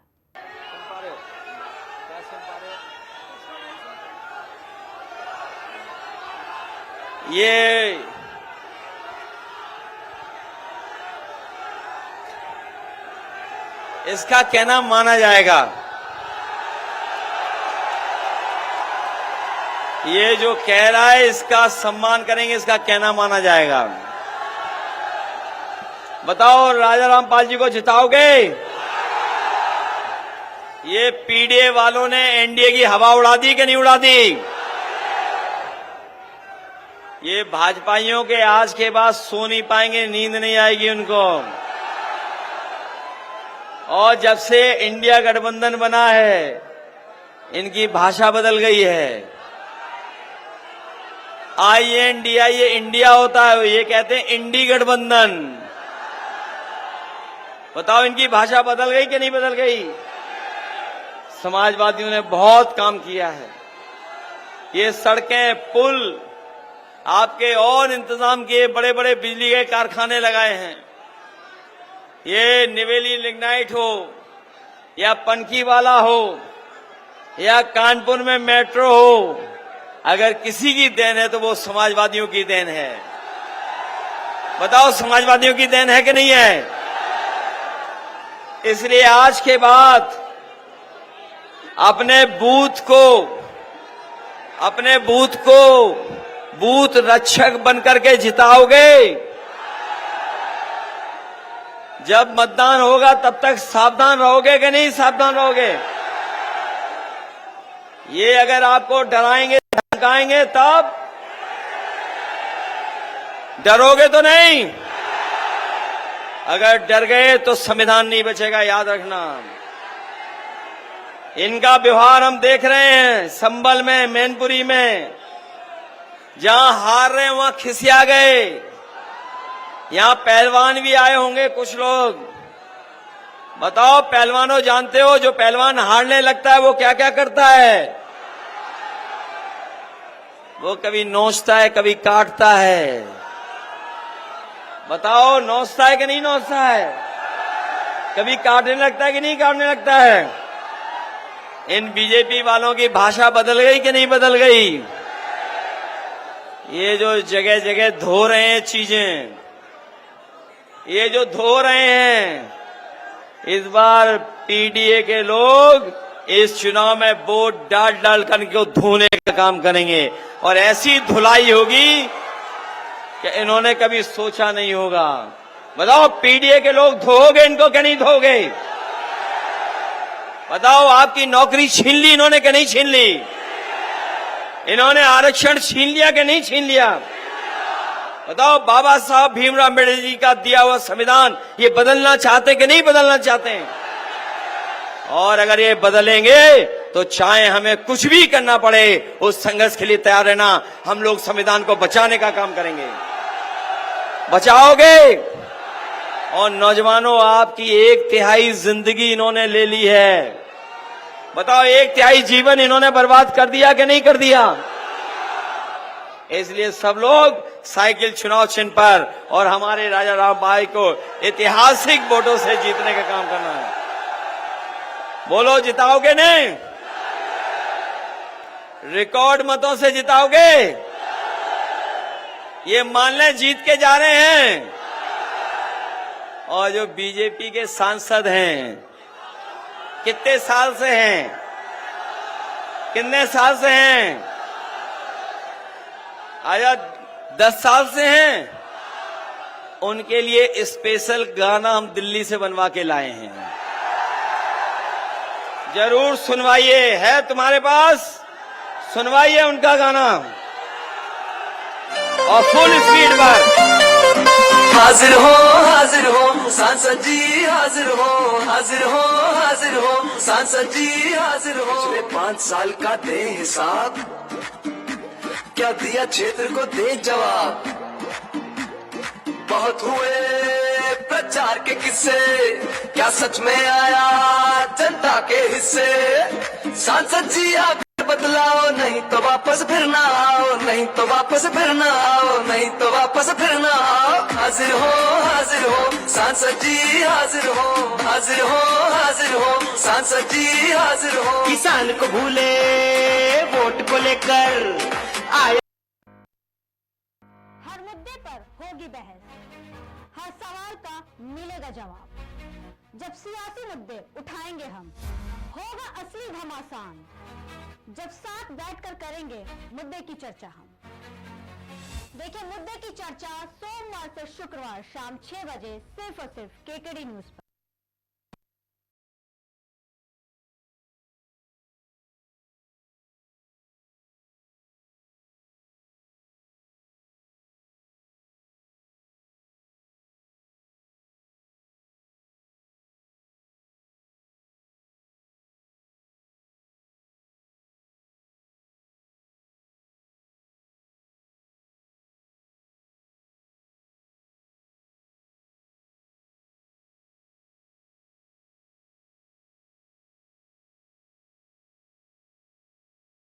सिर्फ और सिर्फ केकेडी न्यूज पर।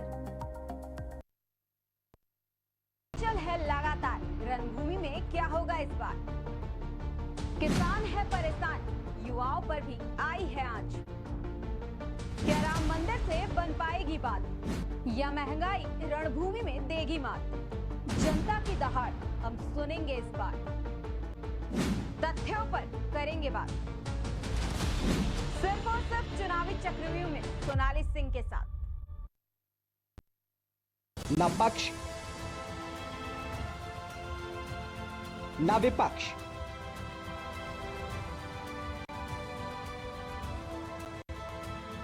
फैसला निष्पक्ष।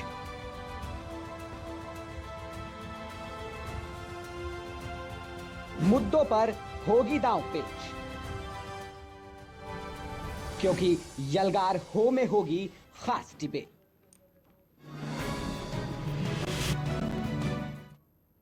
तो यूपी की सीट को लेकर एक बार फिर से हम चर्चा करेंगे। तीसरे चरण के चुनाव में अब तक क्या कुछ खास हुआ, तो हमने आपको बताया था और अभी सुनाया कि अखिलेश यादव ने अपने बयान में क्या कुछ कहा।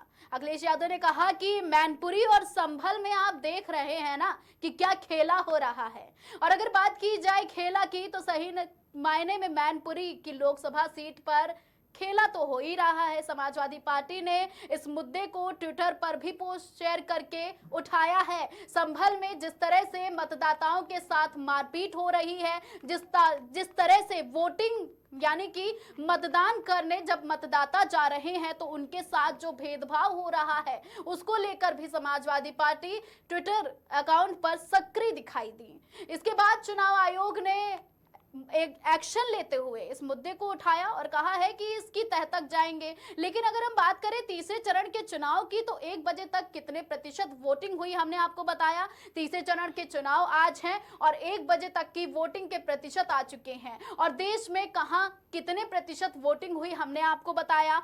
आगरा हो यानी कि यूपी की 10 सीटों पर कितने मतदाता पहुंचकर अपना मतदान कर चुके हैं, ये भी हमने आपको तस्वीरों के जरिए दिखाया कि आखिर आगरा, फिरोजाबाद, संभल, मैनपुरी और अन्य सीटों की जनता अब यहाँ पर क्या यानी कि किस तरह के अधिकार चाह रही है, कौन सा चेहरा चाह रही है। फिलहाल ये तो मतदान के बाद पता चलेगा 4 जून को, क्योंकि आज इम्तिहान है और इम्तिहान में सभी अपना 100% देना चाहते हैं। फिर वो चाहे इंडिया अलायंस हो या फिर एनडीए, यानी कि इंडिया गठबंधन हो या फिर एनडीए। एनडीए का तो 400 पार नारा है और 80 में से 80 सीटों पर जीत हासिल करने के लिए प्रदेश के मुखिया यानी कि मुख्यमंत्री भी ये कयास लगा रहे हैं कि 80 में से 80 सीटें जीतेंगे।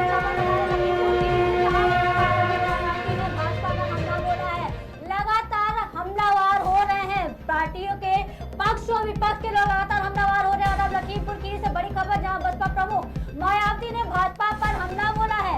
बीजेपी राशन अपनी जेब से नहीं दे रही है, जनता के टैक्स के पैसे से राशन मिल रहा है। धर्म की आड़ पर ये सब किया जा रहा है। बड़ी खबर जहां बता दें, सिख समाज का शोषण हुआ है। बड़ी बयान, बड़ा बड़ी बात बोली है मायावती ने, जहां कांग्रेस को भी माफ नहीं करने की बात कही गई है। धर्म की आड़ में मुस्लिम समाज का शोषण, सिख समाज का भी शोषण, कांग्रेस को भी माफ नहीं किया जाना चाहिए। कांग्रेस की तरह बीजेपी एजेंसियों का दुरुपयोग कर रही है। ये बड़ी खबर, जहां बसपा सुप्रीमो मायावती ने अब भाजपा पर हमला बोलते हुए बड़े गंभीर इल्जाम लगाए हैं, जिसमें कहा कि बीजेपी राशन अपनी जेब से नहीं दे रही है, वो राशन जो है जनता के टैक्स के पैसे से दे रही है। धर्म की आड़ में मुस्लिम समाज का शोषण किया जा रहा है, वहीं सिख समाज का भी शोषण हुआ है। कांग्रेस को भी माफ नहीं किया जाना चाहिए। कांग्रेस की तरह बीजेपी एजेंसियों का दुरुपयोग कर रही है। भाजपा के साथ साथ कांग्रेस पर भी बसपा सुप्रीमो मायावती ने हमला बोला है, कहा कि कांग्रेस की तरह बीजेपी एजेंसियों का दुरुपयोग कर रही है, जनता के टैक्स के पैसे से राशन दिए जा रहे हैं, कांग्रेस को भी माफ नहीं किया जाना चाहिए। मुस्लिम समाज और सिख समाज को इनका जो शोषण हुआ है, इसके लिए कभी भी माफ नहीं करना चाहिए। राशन को लेकर के बोला कि जनता के टैक्स के पैसे से राशन दिया जा रहा है, ना कि बीजेपी अपने जेब से पैसा दे रही है। ये बड़ी खबर।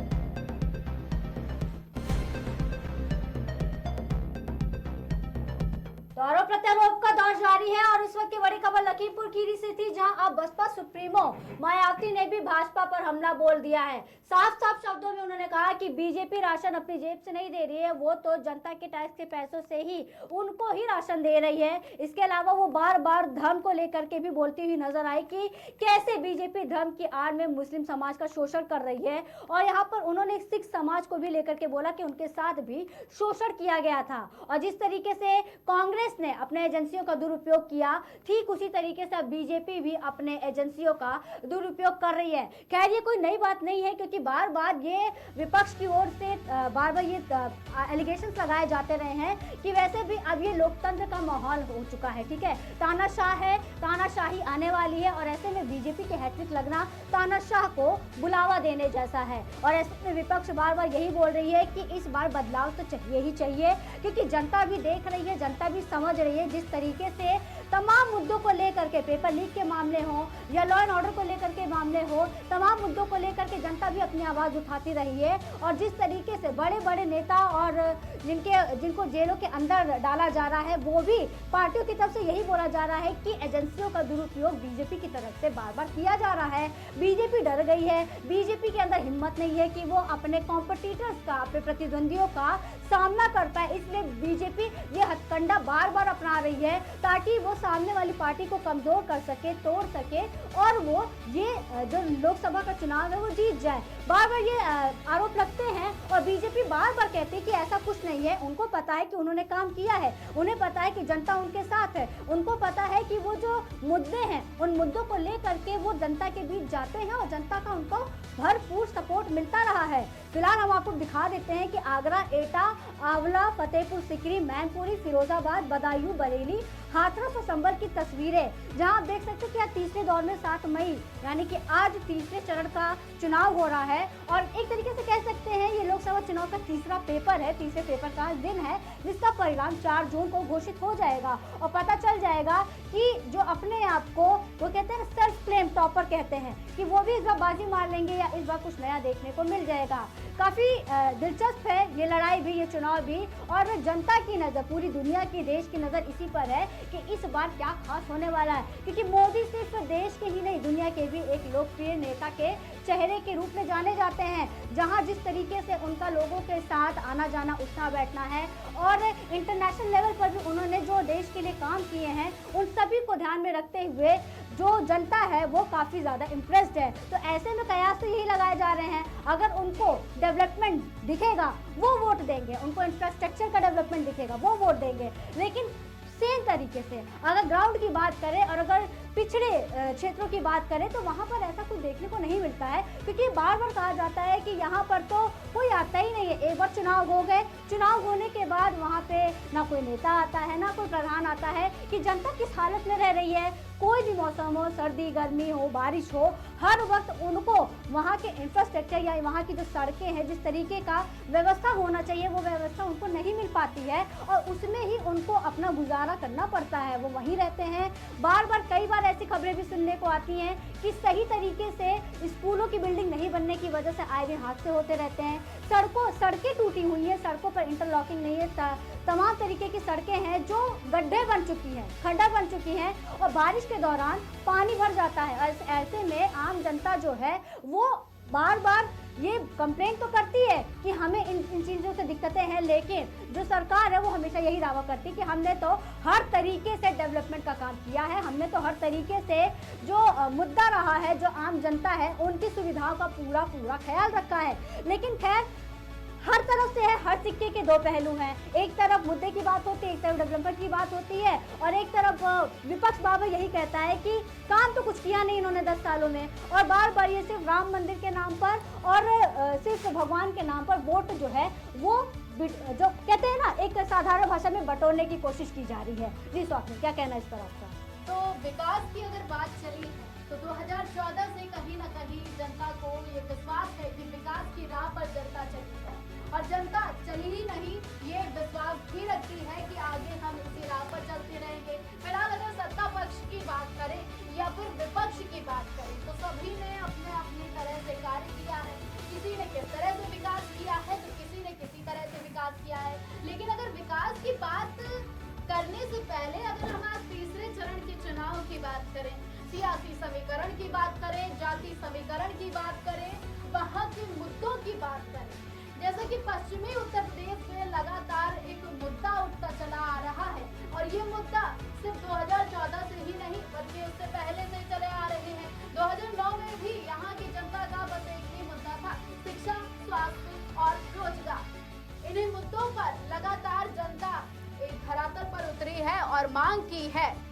कई बार तो हमें जुमलेबाजियां भी सुनने को मिली हैं कि आखिर सत्ता पक्ष और विपक्ष से सिर्फ जुमलेबाजी होती है, लेकिन इस बार जनता ने ठानी है कि सिर्फ जुमलेबाजी से काम नहीं चलेगी, क्योंकि इस बार काम करके दिखाना होगा।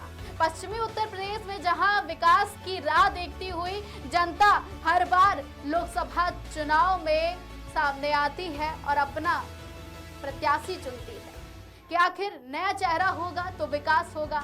लेकिन इस बार चुनाव यानी कि वोट के बहिष्कार की बात भी इसीलिए चली है क्योंकि कहीं ना कहीं जनता को विश्वास है कि सही मायने में जो विकास होना चाहिए वो नहीं हो रहा है। फिलहाल जनता के जो विकास के मुद्दे हैं वो स्वास्थ्य, रोजगार और शिक्षा के हैं कि आखिर पश्चिमी उत्तर प्रदेश यानी कि आज 10 सीटों पर चुनाव है। आगरा, एटा, फिरोजाबाद, बदायूं, बरेली और संभल, फतेहपुर सीकरी जैसी कई सीटों पर, मैनपुरी, हाथरस में चुनाव हो रहे हैं और इन जगहों पर यानी कि इन 10 सीटों पर लगातार सबसे पिछड़ा जो क्षेत्र है वो है एटा। और एटा की जनता ने कुछ ही दिन पहले ये सवाल खड़ा किया था कि आखिर हम विकास की राह पर कब चलेंगे। अगर यूपी में 80 में से 80 सीटों पर दावा ठोक रही है सत्ता या फिर इंडिया अलायंस की हमें अपने बारे में सोचना चाहिए, हमें विकास के बारे में सोचना चाहिए, तो आखिर विकास की राह में एटा पीछे क्यों रह गया है। वहीं अगर आगरा की बात करें तो ताज नगरी में भी कहीं ना कहीं गंदगी से परेशान, बिजली से परेशान लोग अब इस बार विकास के लिए आगे बढ़ रहे हैं और मतदान कर रहे हैं कि आखिर इस बार किसी नए चेहरे को चुनकर हम अपनी किस्मत आजमा लेते हैं। लेकिन भला किस्मत आजमाने से कब तक काम चलेगा। जो प्रत्याशी होते हैं एक बार जीतने के बाद जनता का कहना है कि वो पीछे मुड़कर नहीं देखते हैं। तो इस बार तीसरे चरण का चुनाव है और लोकसभा चुनाव के इस महापर्व में जनता उत्साह तो दिखा रही है, लेकिन इसी आस में कि आखिर एक बार फिर से यूपी की पश्चिमी सीटों पर उनका भाग्य बदलेगा और भाग्य के साथ जो अब तक खेला हो रहा था शायद उस पर कहीं ना कहीं फुल स्टॉप भी लगेगा, क्योंकि फुल स्टॉप लगना अब बेहद जरूरी हो गया है। शिक्षा को लेकर जो लगातार मुद्दे उठते चले आ रहे हैं, बीते दिन UP board, CBSE board, ICSE board का रिजल्ट जारी हुआ। कई बच्चों ने अपना परचम लहराया, लेकिन जब बात आती है कहीं ना कहीं कॉम्पिटिटिव एग्जाम की, तो पेपर लीक हो जाते हैं, कई बार रिजल्ट लेट हो जाते हैं, जिससे कहीं ना कहीं बच्चे परेशान होते हैं और इन्हीं परेशानियों का सबब लेते हुए वो आत्महत्या करने की कोशिश करते हैं, जिससे लोग परेशान हैं। अब जनता परेशान हो चुकी है बिजली, शिक्षा, रोजगार, स्वास्थ्य जैसे मुद्दों को लेकर। तो इस बार का जो चुनाव है वो इन्हीं मुद्दों पर है कि रोटी रोजगार को लेकर इस बार जनता आगे आ रही है।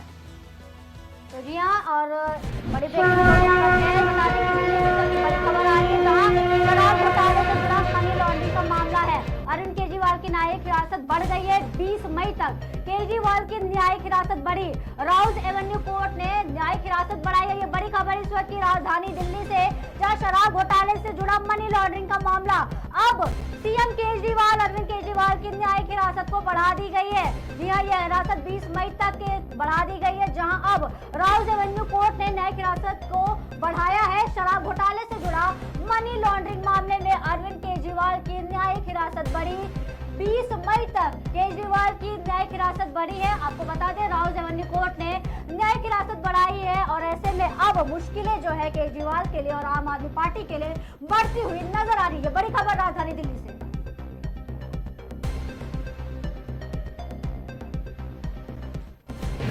इस बीच बड़ी खबर आ रही है जहां आमला लोकसभा के शेखुपुर में बूथ संख्या 116 पर पुलिस द्वारा महिला और बीएलओ पर बल प्रयोग कर भगाया गया है और वहीं पर वोट नहीं भी पड़ रहे हैं, मतदान प्रभावित हो रहा है। और समाजवादी पार्टी ने ये बड़ा आरोप लगाया है। समाजवादी पार्टी ने आरोप लगाया है कि कहीं ना कहीं आमला लोकसभा सीट पर सही तरह से वोटिंग नहीं हो पा रही है, महिलाओं को परेशान किया जा रहा है और साथ ही साथ उन्हें पोलिंग बूथ से भगाया जा रहा है और वोट जो है वो सही ढंग से नहीं बढ़वाए जा रहे हैं। कहीं ना कहीं लापरवाही देखने को मिल रही है। तो एक बार फिर से समाजवादी पार्टी ने बड़ा आरोप लगाया है। समाजवादी पार्टी ने आरोप लगाया है कि आमला लोकसभा सीट पर सही तरीके से वोटिंग नहीं हो रही है, महिलाओं को परेशान किया जा रहा है और पोलिंग बूथ से भगाया जा रहा है। तो मतदान कहीं ना कहीं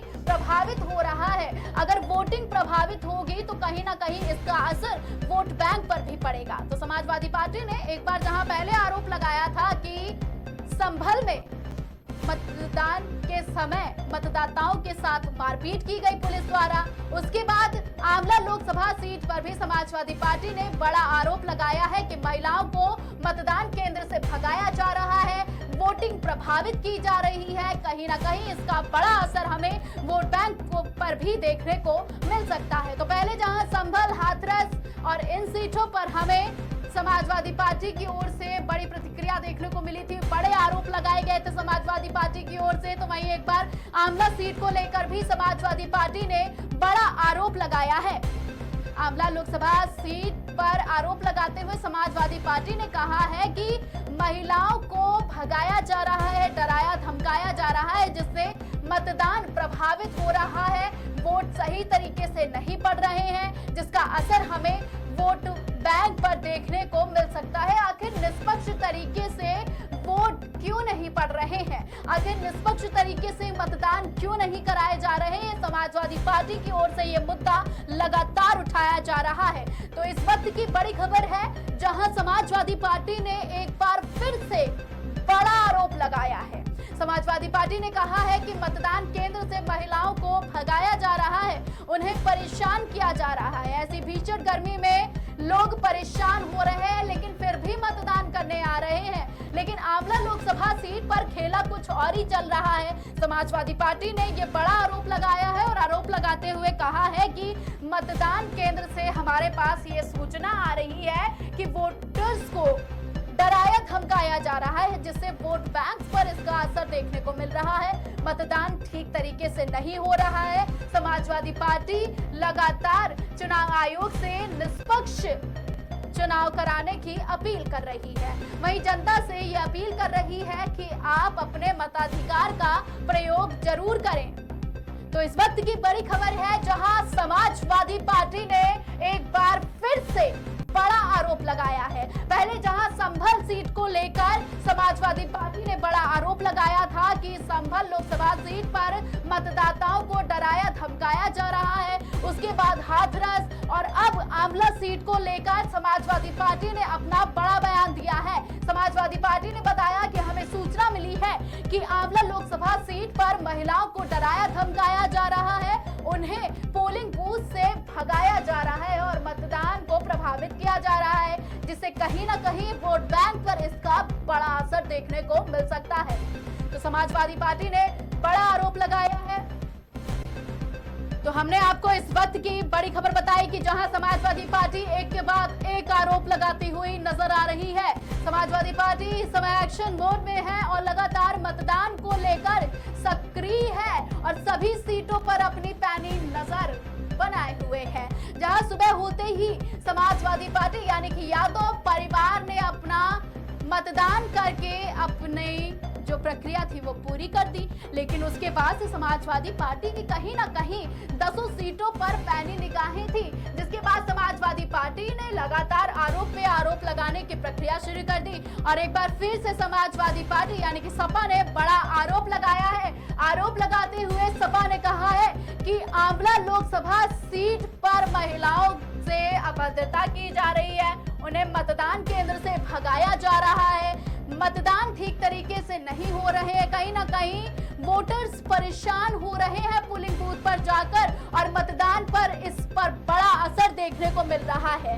मतदान यानी कि वोट बैंक पर भी कहीं ना कहीं इसका बड़ा असर देखने को मिलेगा, जिसको लेकर सपा अब एक्शन मोड में आ गई है।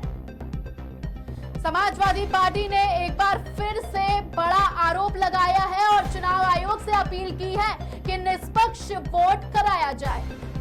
और इस बीच मैनपुरी से प्रत्याशी डिंपल यादव ने भी भाजपा कार्यकर्ताओं पर बड़ा आरोप लगाया। और बड़ी खबर दिल्ली कोर्ट ने महिला पहलवानों के यौन उत्पीड़न मामले में भाजपा सांसद और पूर्व WFI प्रमुख बृजभूषण सिंह के खिलाफ आरोप तय करने पर आदेश आज टाल दिया। कोर्ट द्वारा अब आदेश 10 मई को सुनाया जाएगा। इस वक्त की बड़ी खबर आ रही है, जहां अब 10 मई को कोर्ट द्वारा आदेश सुनाया जाएगा, जहां पर आपको बता दें कि दिल्ली कोर्ट ने महिला पहलवानों के यौन उत्पीड़न मामले में भाजपा सांसद और पूर्व WFI प्रमुख बृजभूषण सिंह के खिलाफ आरोप तय करने पर आदेश आज टाल दिया है। कोर्ट द्वारा अब आदेश 10 मई को सुनाया जाएगा, जहां आपको बता दें कि महिला पहलवानों द्वारा बृजभूषण शरण सिंह पर यौन उत्पीड़न का आरोप लगाया गया था, जिसकी जांच जारी है और अब इस मामले में दिल्ली कोर्ट ने महिला पहलवानों के यौन उत्पीड़न मामले में भाजपा सांसद और पूर्व WFI प्रमुख बृजभूषण सिंह के खिलाफ आरोप तय करने पर आज आदेश आने वाले थे, जिसको टाल दिया है। कोर्ट द्वारा अब ये आदेश 10 मई को सुनाया जाएगा। इस वक्त की बड़ी खबर।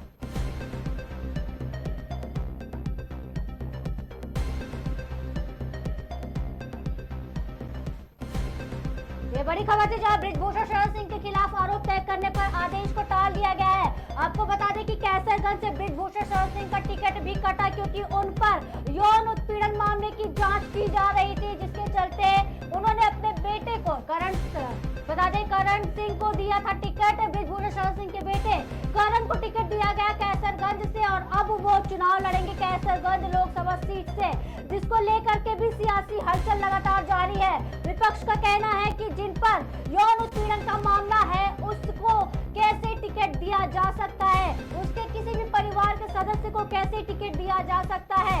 बड़े बड़े सवाल और बड़े बड़े गंभीर आरोप लगाए गए विपक्ष की तरफ से। इसी के चलते कैसरगंज लोकसभा सीट से बृजभूषण शरण सिंह का जो टिकट था उसे फाइनलाइज नहीं किया गया था और अब इस मामले में दिल्ली कोर्ट ने महिला पहलवानों के यौन उत्पीड़न मामले में भाजपा सांसद और पूर्व WFI प्रमुख बृजभूषण शरण सिंह के खिलाफ आरोप तय करने का आज जो आदेश था उसे टाल दिया और अब कोर्ट द्वारा आदेश को 10 मई को सुनाया जाएगा।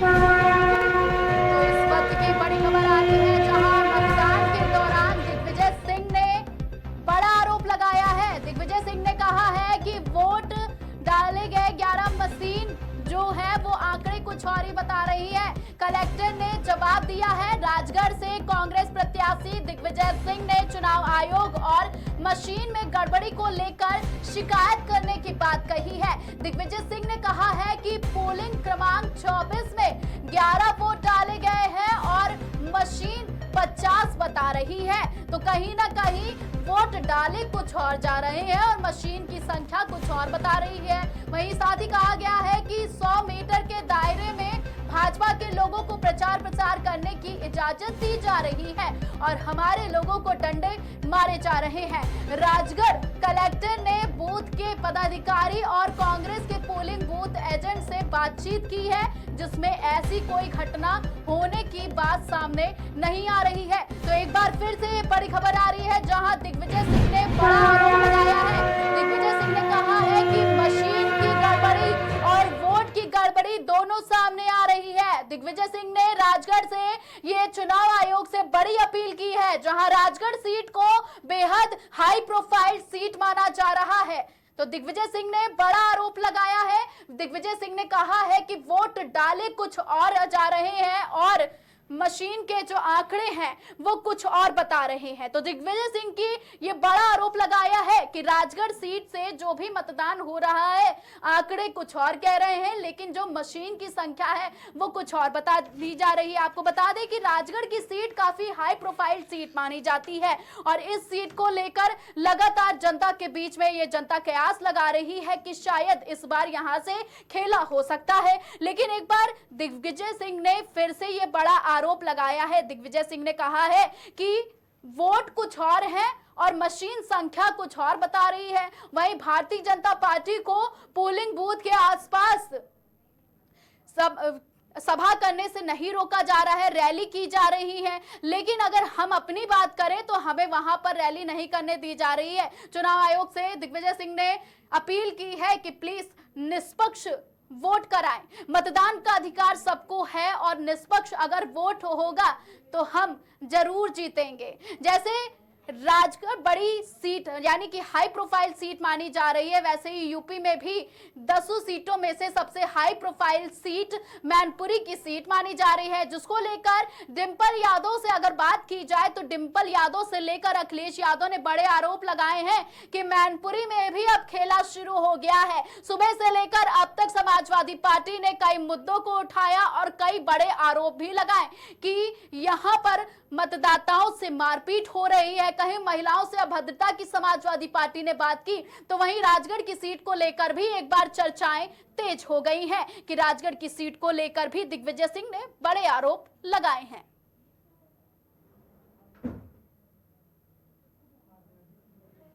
मुद्दे पर होगी बहस, हर सवाल का मिलेगा जवाब। जब सियासी मुद्दे उठाएंगे हम, होगा असली घमासान। जब साथ बैठकर करेंगे मुद्दे की चर्चा हम। देखिए मुद्दे की चर्चा सोमवार से शुक्रवार शाम 6 बजे सिर्फ और सिर्फ केकेडी न्यूज।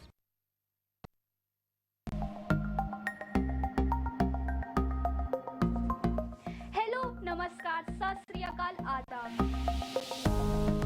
मैं हूं आपकी दोस्त और आपकी होस्ट उजाला। हम लेकर आएंगे आपके लिए एंटरटेनमेंट जगत का हर एक अपडेट, चाहे वो हॉलीवुड, बॉलीवुड, टॉलीवुड या बॉलीवुड। आपको देंगे हर छोटे से बड़ा अपडेट, हर राज, हर बात, हर कंट्रोवर्सी के पीछे का सच। हमारे शो टेली तड़का टाइम पास सिर्फ और सिर्फ केकेडी न्यूज पर।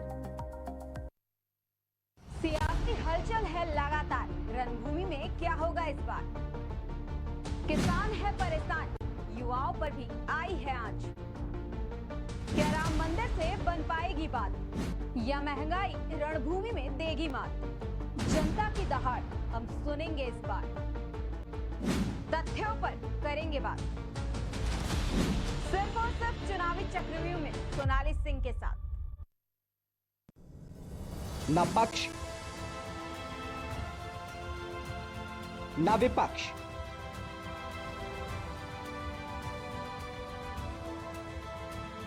फैसला निष्पक्ष।